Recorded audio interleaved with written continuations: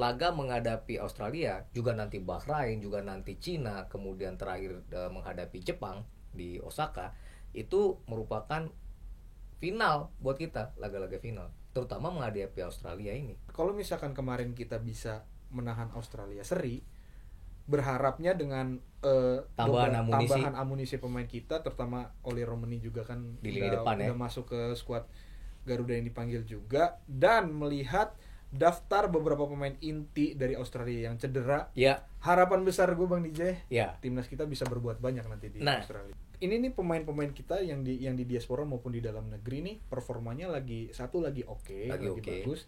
Semoga itu bisa menjadi booster ketika tampil melawan Australia. Betul. Gitu.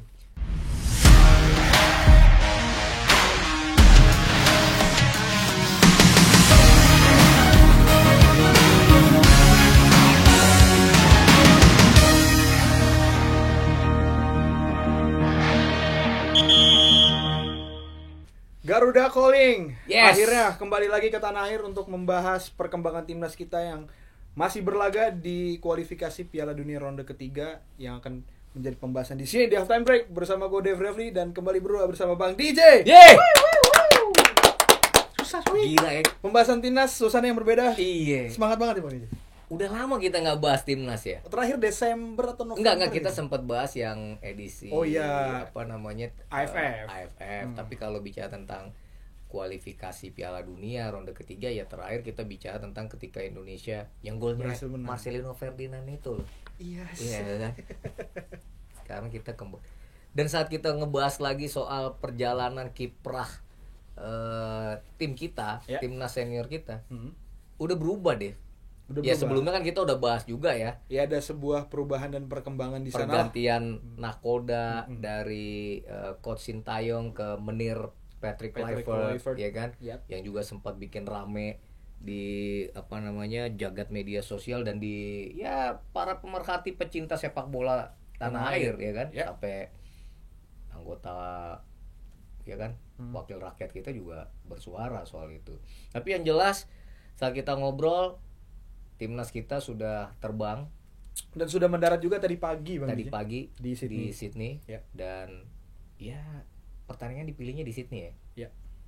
Dan itu akan menjadi pertandingan pembuka Bang DJ di kualifikasi Piala Dunia ronde ketiga ini. Itu ada Australia sama Indonesia yang akan bermain di hari Kamis besok tanggal 20 jam 4:10. Ini harusnya waktu Indonesia bagian barat ya. Kalau jam 4 berarti di Australia mungkin, kalau Sydney bedanya 2-3 jam ya. Nah, gua belum pernah keluar negeri. Iya kan? Masa enggak pernah. Ya harus di ini Timur waktu itu. Belum. Oh iya, nanti ada waktunya. Insya Allah Dev, kalau kita percaya nanti ada sponsor buat lo berangkat. Kalau kita lolos ke Piala Dunia, siapa tahu lo ke Amerika Serikat. Amin, ya Allah. Kanada, berangkat. Ya kan. Tapi sebelumnya kita harus berangkat juga timnas kita, ya kan. Gimana nih Dev? Lo ada perasaan apa nggak sih sebenarnya jelang match ini gitu ya, dengan segala cerita di balik kalau soal pergantian pelatih udahlah kita nggak usah ngobrolin lagi. Yang jelas tim ini sudah terpilih, ada sejumlah nama, dan ya itu tadi banyak pengamat sepak bola di luar negeri selalu bilang setiap bulan tuh selalu ada 3 pemain baru aja gitu kan. Ya itu nggak tahu apakah itu ya memang faktanya kayak gitu, Cywar atau agak-agak gimana menghadapi Indonesia. Yang jelas Maret ini kita akan bertemu dengan Australia dan Bahrain. Yang kita bahas hari ini lawan Australia dulu. The Socceroos. Ya, menatap Australia nanti kita sudah tahu bahwa Patrick Kluivert sudah memanggil ya, kalau gue nggak salah ada 27 pemain Bang DJ yang sudah dipanggil, dan juga kita ketambahan 3 amunisi baru ya, yang jelas Emil Audero, Joey Pelopesi dan juga Dean James.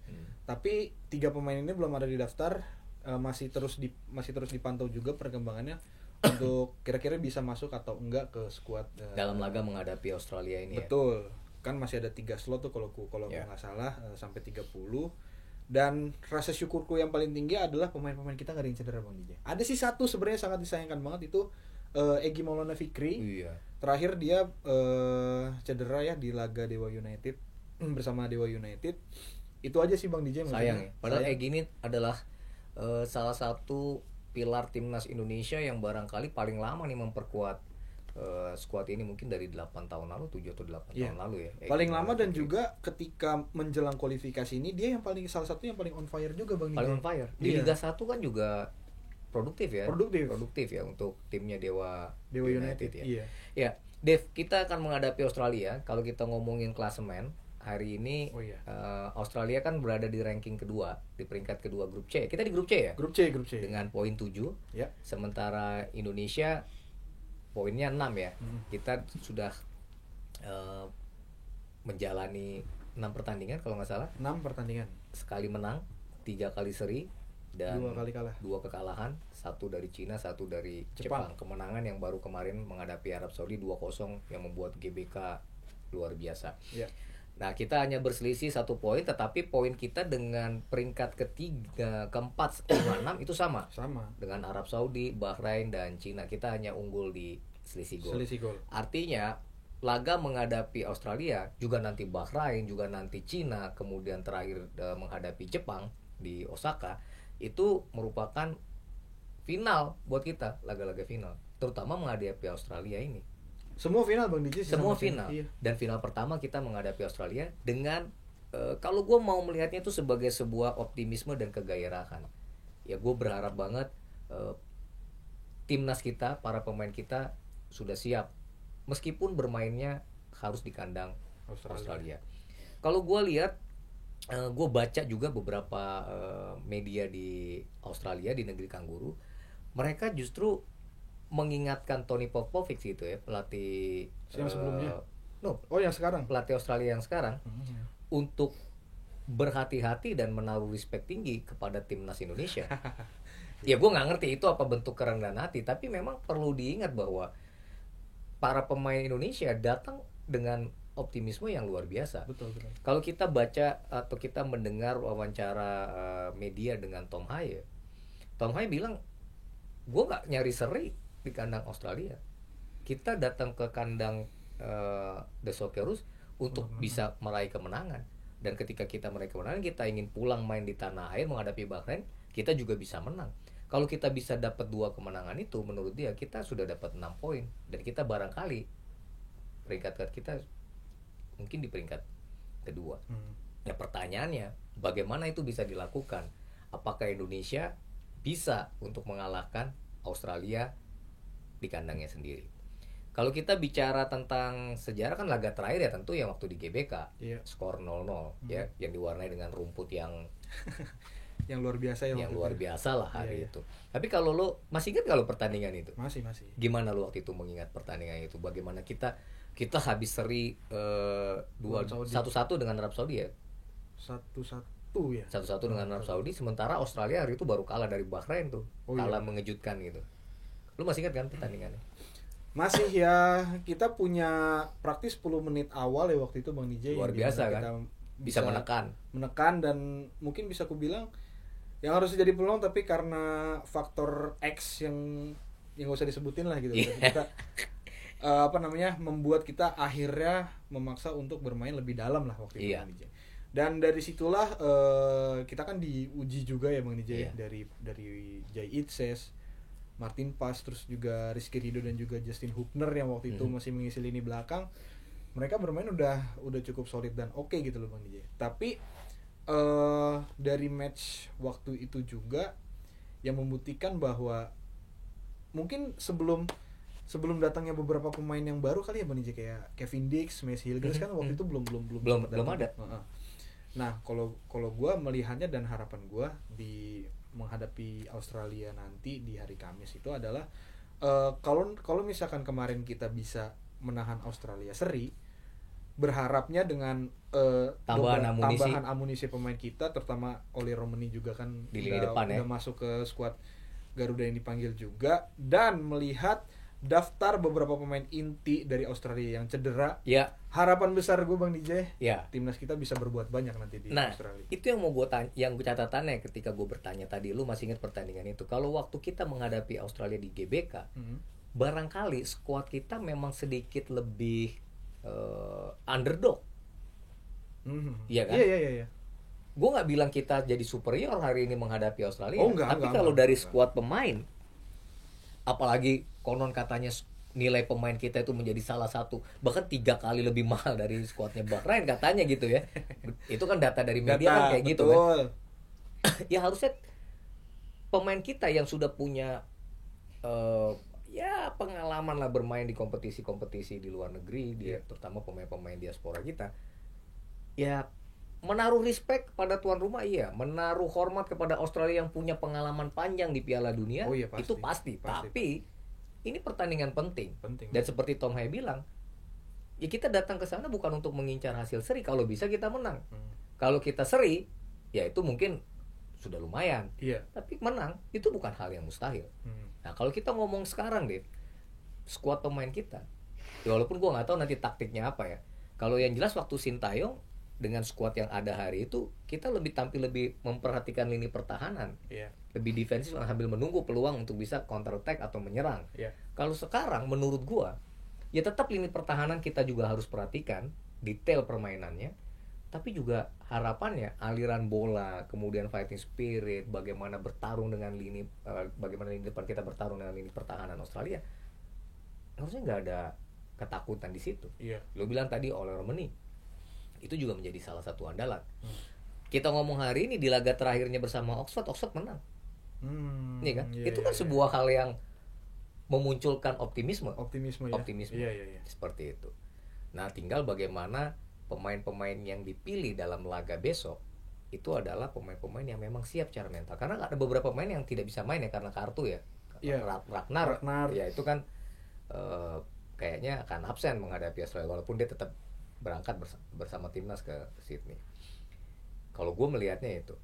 Nah kalau lo melihat dari sisi strategi dengan skuad pemain yang ada, kira-kira apa yang bisa diterapkan oleh Patrick Kluivert? Sesok tahu lo aja ya, walaupun pasti kan Alex Pastut, Danny Lansat semua sudah akan memberikan rekomendasi strategi terbaik bagi timnas kita menghadapi Australia. Ini bagaimana kita melihatnya aja ya. Ya, ini kayak kita melihat aja. Lu juga boleh, teman-teman juga boleh melihat yang lain. Boleh. Tapi setahu yang gue perhatiin Bang DJ, beberapa match terakhir dari pemain-pemain kita yang diaspora, rating mereka di every match itu di average di atas 4. Artinya di satu skuadnya mereka itu pemain-pemain kita, Max Hilgers, Calvin Verdong, Dean James semoga nanti main juga. Tom Haye itu rata-rata nilai mereka yang paling bagus di antara satu skuad yang lainnya gitu. Jadi gue mengambil kesimpulan bahwa cepat juga lu ngambil kesimpulan ya, baru 2 paragraf lu udah kesimpulan. Panjangin dikit aja. Iya maksudnya kan gue melihat pemain-pemain kita di diaspora yang bermain di luar ini memiliki atau berada di dalam form yang terbaik atau form yang baik menghadapi international break ini Bang DJ. Jadi kematangan dan kesiapan mereka yang gue lihat juga ketika bermain bersama timnas Indonesia juga gitu loh Bang DJ. Itu terlepas dari di skuadnya mereka menjadi pemain andalan atau mendapat ini dalam tanda kutip yang so tau gue aja gitu ya. Entah dapat obrolan bersama pelatih terbaru kita gitu loh. Tim kepelatihan terbaru kita lah gitu. Atau ada dari faktor itu atau dari ada faktor lainnya mungkin teman-teman bisa namain juga. Cuman yang gue lihat kan beberapa kali ya kita tahu lah kemarin Go Ahead Eagles berhasil menang. Terus juga timnya Calvin Verdong juga menang. Almere City walaupun Tom Haye yang bisa seri gitu kan. Tapi Tom Haye ya ratingnya yang paling bagus di situ Bang DJ di antara semua itu. Artinya itu memunculkan optimisme dong bagi timnas ya. Tinggal bagaimana perjalanan dari negara-negara mereka bermain ke tanah air dan ke Sydney secara fisik mereka siap nanti. Betul, dan berusaha bagaimana mereka adaptasi antara satu tim satu dan lainnya di satu tim bersama pelatih yang baru. Gitu. Ya makanya gue ngelihatnya sih itu tadi ya, perbedaan dengan pertandingan kita waktu menghadapi Australia di GBK, secara mental, secara squad kita sudah sedikit lebih baik ya, Dev ya. Dan gue juga yakin pemain-pemain Indonesia yang bermain di lokal juga punya semangat bertarung. Karena kan kiri itu juga oke. Lihat nggak golnya yang terakhir walaupun kalah itu dari jauh ya kan? Gol Puskas itu kan. Gol Puskas. Artinya gue mau bilang semua pemain yang dipilih itu pasti kebanggaan dan akan memiliki tanda kutip tanggung jawab yang besar. Betul. Untuk bisa membawa keceriaan dan kegembiraan bagi timnas kita, bagi rakyat kita. Apalagi di bulan suci Ramadan. Tambahan lagi Bang DJ, Kevin Dix terakhir melawan Chelsea itu dia yang paling apa namanya? Bisa main kan? Bisa main dan ternyata di leg kedua main full Bang DJ. Itu dia. Artinya ya kekhawatiran yang kemarin waktu dia ngeringi sampai keluar lapangan itu kan, waduh kita udah ya Allah Kevin Dix ya kan. Dan dia kembali tampil bermain bagus juga. Jadi maksudku tuh ini nih pemain-pemain kita yang di diaspora maupun di dalam negeri nih performanya lagi oke, lagi bagus. Semoga itu bisa menjadi booster ketika tampil melawan Australia. Betul. Gitu. Nah kalau lo sendiri ya mereka-reka jalannya pertandingan nanti kayak apa kira-kira? Kalau gue kan ngeliat gini ya, Australia kedatangan Indonesia dengan skuad yang bertambah gitu dari secara kualitas pemain tentu lebih baik dibanding ketika mereka bertemu di GBK. Ya. Mereka sebagai tuan rumah tentu ingin tampil dominan. Betul. Ya kan? Tapi gue melihat Indonesia juga punya kemampuan untuk bisa tampil dominan. Barangkali tidak sedominan ketika Indonesia menghadapi Cina waktu itu, ya kan? Tapi dengan skuad pemain yang sekarang ada, ya gue berharap JISS dan kawan-kawan tidak mudah kehilangan bola. Mereka berani untuk memainkan bola dari kaki ke kaki, tetapi juga sesekali bisa direct. Karena kita punya pemain-pemain yang cepat juga, Dev. Betul. Dan ini sepertinya sudah masuk dalam analisa Alex Pastor, Danny Lansard dan juga pelatih kepala Coach Patrick ya? Ya, Coach Patrick Kluivert. Ya barangkali kalau melihat bagaimana jalannya pertandingan ya Bang. Yang jelas gue sih nggak melihat bahwa nanti kita bermain yang dalam banget kayak waktu zaman Sintayong tuh. Gue rasa sih kita tetap mungkin akan lebih bertahan, cuman ya kita tahulah Bang DJ, maksudnya kita udah sering lihat juga tim-tim yang bermain untuk menunggu di di area mereka sendiri gitu. Tapi nggak begitu parkir bis ke dalam, tapi tetap bertahan. Mungkin yang megang kontrol pertandingan dan mungkin masih tetap Australia ini ya gue ini aja sendiri gitu. Tapi begitu kita punya chance, begitu kita punya kesempatan, ruang dan momentum untuk melakukan serangan balik ya gue rasa sih itu akan menjadi senjata yang akan diandalkan oleh skuad kita nanti ya. Walaupun tetap dimanapun gue berargumen tentang bagaimana jalan pertandingan nanti, gue masih harus tetap melihat match pertama Patrick Kluivert bersama timnas gitu. Iya, dan itu memangnya sangat ditunggu. Iya, itu yang sangat. Ya kan, setelah kedatangan Patrick, setelah PSSI menunjuk Patrick Kluivert sebagai pelatih kepala timnas, kemudian konferensi pers yang menurut gue dia cukup berhasil mengambil hati ya pecinta sepak bola tanah air, kemudian kedatangan para tim kepelatihan yang lain gitu kan ya, dan suasana optimisme yang digaungkan. Betul. Ditambah lagi tadi pemain-pemain yang dipilih, sebenarnya secara komposisinya tidak banyak yang dirombak. Tidak banyak yang dirombak. Artinya Patrick Kluivert sebenarnya menaruh respect juga dengan warisan Sintayong. Betul. Tetapi dia sepertinya akan memoles pemain Indonesia untuk tidak lagi hanya berusaha untuk bertahan, tetapi justru mengambil kendali untuk bisa melakukan serangan dan memberikan menghadirkan peluang-peluang yang lebih banyak untuk bisa mencetak gol. Ya kasarnya kayak warisan Jurgen Klopp diterusin sama Arne Slot lah gitu loh. Kok jadi ke situ sih ngomongin nih? Gimana sih? Belum move on apa ya? Iya kan? Tapi kan ya jangan gitu. Harus sebelum dapat gelar soalnya ya ngomong gitu. Ya tapi sekali lagi Dev, ya ujian pertamanya itu berat karena tandang di Australia. Yang Australia juga butuh poin karena kalau menang dari Indonesia artinya mereka akan menjaga jarak. Kalau Jepang ya sudahlah. Iya kan? Udahlah, iya. Jepang lawan siapa? Bahrain. Iya, Jepang lawan Bahrain kan. Kalau Jepang menang lawan Bahrain, mainnya di mana? Di Bahrain. Mainnya di Jepang. Ya udahlah, Jepang menjadi tim keempat yang memastikan diri di Piala Dunia setelah 3 tuan rumah, ya kan? Iya. Ya, ini kalau kita menang lawan Australia, kita pasti nyalip Australia. Nomor 2. Ya, nggak tahu kalau Arab Saudi lawan Cina mereka menang dengan skor besar, salah satu tim itu skor besar, ya baru paling selisih gol. Nah kalau lu diminta, kira-kira prediksi lu siapa starting 11 kita? Lalu juga nanti bikinnya? Ya boleh, lu dulu deh. Ini yang ditunggu-tunggu sebenarnya Bang DJ. Ya. Halftime break belum pernah bikin secara official sebenarnya. Oke. Nanti Lu mau bikin sekarang? Ini. Oh, lu bikin sekarang. Oke. Karena apa namanya? Emil Audero juga belum tahu bisa gabung atau enggak. Mungkin yang pasti nomor 1 dari kiper itu Martin Paes. Ya. Posisi Martin Paes menjaga di posisi kiper utama, dan dia dikawal di depannya itu sama ya udah pastilah Jai Itzes dan juga Mes Hilgers. Itulah gitu. Dan dan banyak perdebatan juga di sini Bang DJ kalau Dean James bisa gabung, karena bek kiri kita cukup numpuk di sana, ada 4 pemain totalnya.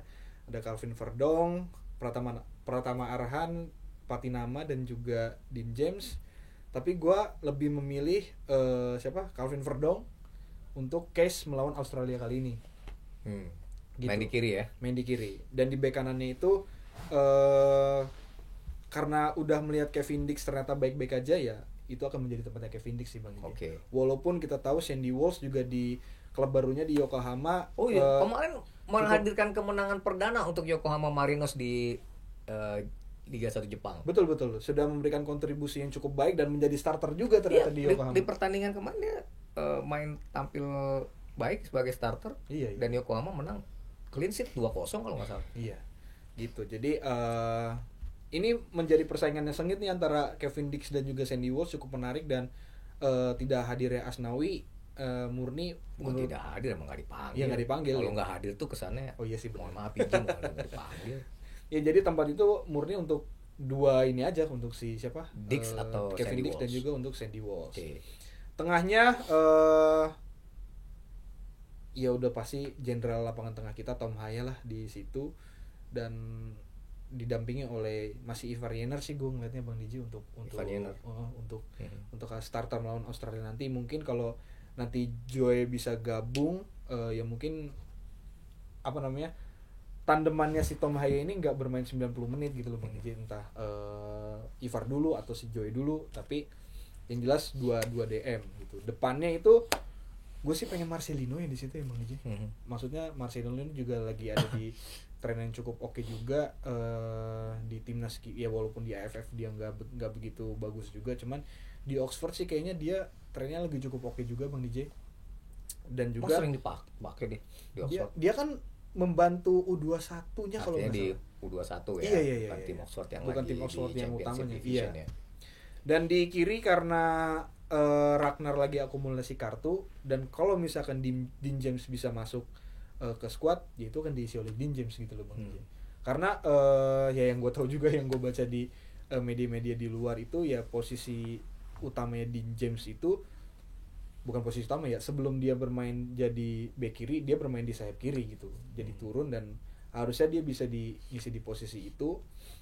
Di sisi kanan masih penasaran, sayangnya ya tadi itu Bang DJ, Egy Maulana Fikri cedera, Bung Yakob Sayuri juga nggak dipanggil, ya nggak dipanggil ya Yakob Sayuri. Jadi harusnya sih di situ diisi sama ini ya, Eliano Reinders. Tengahnya oleh Roman nih jangkar gitu. Walaupun di sisi depan masih banyak kemungkinan perubahan yang akan mungkin dilakukan oleh Coach Patrick, tapi itu yang pengen gue lihat di starting lineup nanti sih Bang Jadi. Jadi polanya apa yang lo lihat? 4-2-3-1. Iya. Kalau gue ngeliatnya gini, dengan squad yang ada, kayaknya Patrick Kluivert bisa bermain dengan 4-3-1-2 atau 4-4-2.